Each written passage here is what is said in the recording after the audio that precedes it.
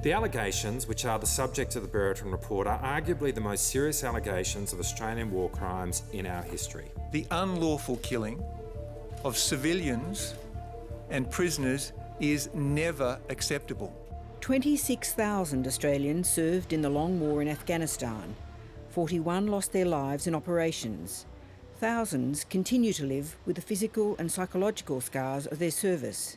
But the war also caused a different type of wound for the country as a whole, a challenge to our sense of always being on the side of the angels in foreign conflicts, and of our soldiers being beyond reproach. These findings allege the most serious breaches of military conduct and professional values.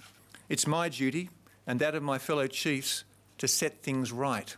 Last month, Defence Minister Richard Marles officially closed the Brereton inquiry, an investigation which began 8 years ago in 2016. The Brereton report concluded there was credible information of unlawful conduct, the most disturbing of which was the identification of 23 incidents involving 25 Australian Special Forces personnel. These incidents related to the alleged unlawful killing of 39 people by or involving Australian Defence Force members, as well as the alleged mistreatment of 2 individuals. The Brereton inquiry's work was extensive. Hundreds of interviews, thousands of hours of testimony, more than 60,000 pages of evidence. But problems quickly emerged around how the government and Defence would respond to its findings and recommendations. The Brereton inquiry controversially found that responsibility for what had happened resided overwhelmingly at the level of patrol commander.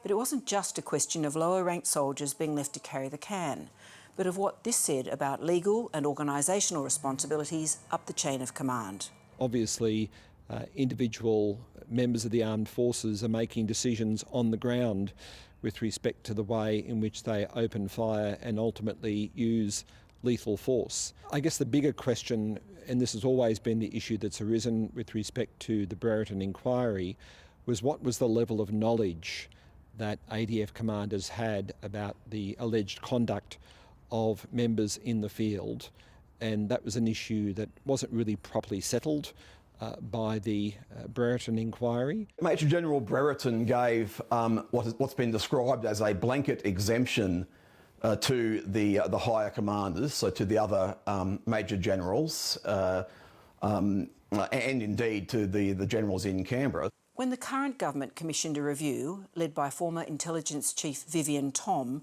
of how Defence was implementing Brereton's recommendations, the review panel disputed the Brereton findings on the chain of command issue, saying, "More senior officers have to take some level of responsibility for what goes wrong in their organisation, or at least for any circumstances or policies that permitted or facilitated it. If no one at an appropriate level of authority knew anything about the misconduct, that is an organisational failure in itself." Flowing out of the Brereton report was the task of actually prosecuting the 25 Australian Special Forces personnel alleged to have committed war crimes. We need to acknowledge here that there actually was no established mechanism in Australia for the investigation of war crimes. Rather remarkably, Australia became a party to the Rome Statute of the International Criminal Court in 2002. It set up a very elaborate and appropriate set of legal requirements under the Commonwealth Criminal Code, but there was really no mechanism for the investigation of Australians committing war crimes, and of course that meant that there was no real mechanism for the investigation and the collection of evidence, and that's why the really significant turning point was the decision of the former government to properly establish a fully equipped body to conduct effectively a war crimes prosecution, and that's the Office of the Special Investigator. While the Office of Special Investigator is now investigating, 8 years on from the beginning of the Brereton inquiry and 19 years since the first alleged incident in Afghanistan, the prospect of successful prosecutions is under question from many observers. For starters, none of the interviews collected by Brereton, or anything derived from the interviews which exposes the compelled witness to risk, can be used in a prosecution. These interviews were undertaken on the basis that what was said could not be used in a court of law, which Major General Brereton believed was crucial in encouraging those involved to share what they knew. Yeah, the Brereton inquiry was an internal defence administrative inquiry exercising coercive powers. So in other words, witnesses are compelled to attend and give evidence. But the trade-off there is that the evidence, whatever evidence they've given, is immune from use against them in a criminal trial, essentially. So it's what's called use immunity or derivative use immunity. I think it's going to be a real serious challenge to the investigations and prosecutions of these incidents. There's also a broader international legal question on whether or not this is consistent with international criminal law and international law. So I think that this is going to be, again, one of those issues that will really be monitored and looked at by not just Defence Counsel, but keen observers of international criminal law, and whether or not Australia will be in compliance with its international obligations, including its Rome Statute obligations, and whether or not that might give rise to prosecutions at the International Criminal Court if Australia is not seen as genuinely investigating these allegations of these crimes.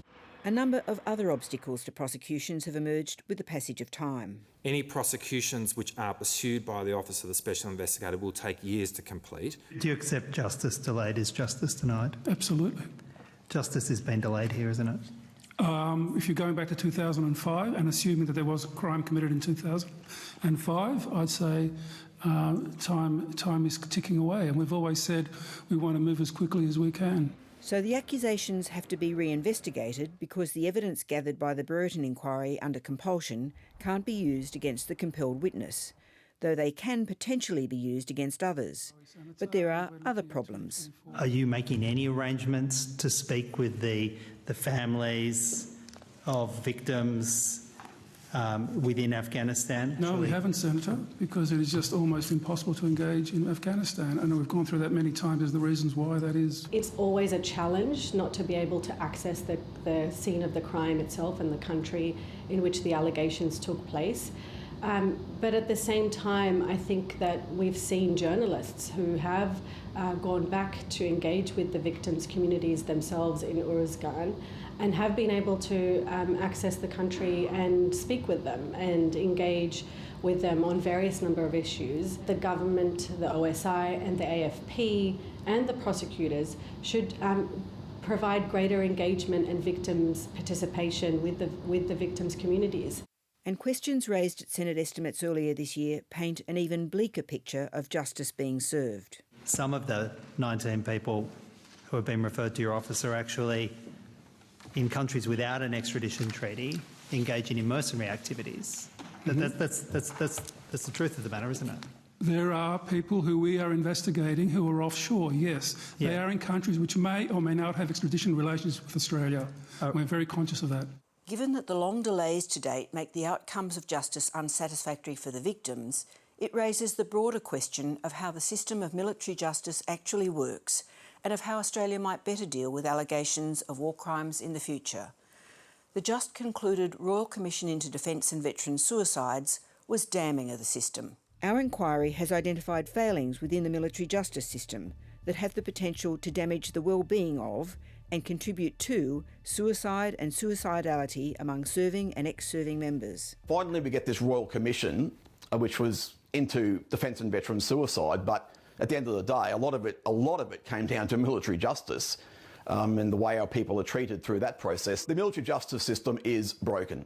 A starting point may be a decision to make the Office of Special Investigator permanent. I think one of the critical issues that this government or a successor government is going to have to deal with is seeking to establish an ongoing full-time permanent mechanism for the investigation of war crimes committed by Australians.